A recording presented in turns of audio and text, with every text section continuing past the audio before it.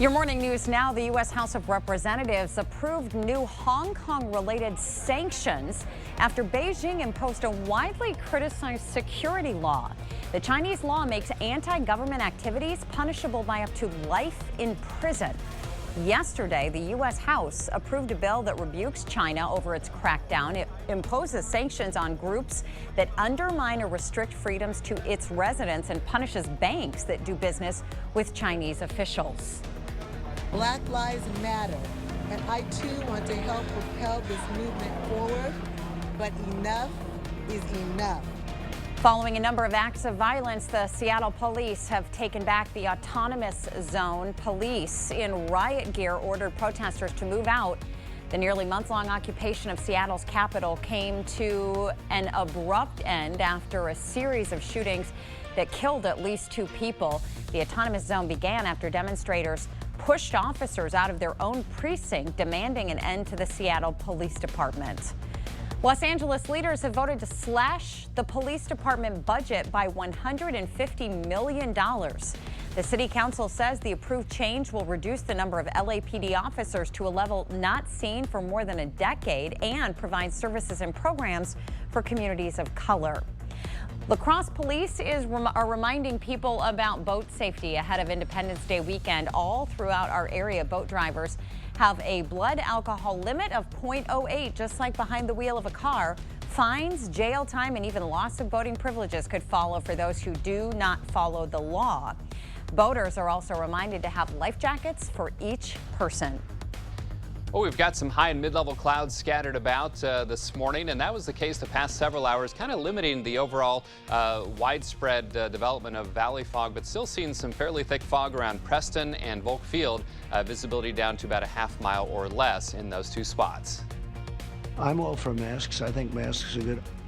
After months of mixed messages, President Trump said in an interview yesterday that masks are good. He said he would absolutely wear one in a tight situation. Tomorrow in South Dakota, the president and first lady will attend an early 4th of July celebration at Mount Rushmore. Masks will be optional. In the last 24 hours, the U.S. has broken another one-day record, reporting more than 52,000 new COVID-19 cases. The caseload continues to soar in Texas, and California's Governor Gavin Newsom announced a 3-week ban on bars, indoor restaurant dining, and other activities in 19 counties, including Los Angeles. Health officials say bars are a leading cause of spread for COVID-19. And happening today, bars in Madison are being forced to close their doors to customers. The order comes after reported coronavirus cases accelerate in the city, many of which involve young people in Wisconsin's largest college community. Bars that have patios can keep them open, and restaurants must limit indoor dining to 25% capacity. La Crosse County remains in the severe category for the spread of COVID-19. The Cooley Compass provided by the health department and updated each Wednesday did not move yesterday. 21 new positive cases were confirmed, representing 5% of all tests on Wednesday. There are now 465 total cases in the county. 233 of those are still considered active. Traffic will have limited access to Riverside Park due to construction. Part of Veterans Memorial Drive will be closed from 6 in the morning until 3 in the evening until further notice. I just like donating, and this is a rough time. Kids in a La Crosse neighborhood are doing their part to make a difference in the community. Alistair, his sister Henrietta, and their mom set up the market on Madison Street. They sell an assortment of homemade items and donate the profit to some great causes, including the Cooley Region Humane Society, Wafer, and Black Lives Matter. If you would like to stop by, you can head over to the northwest corner of 19th and Madison Streets.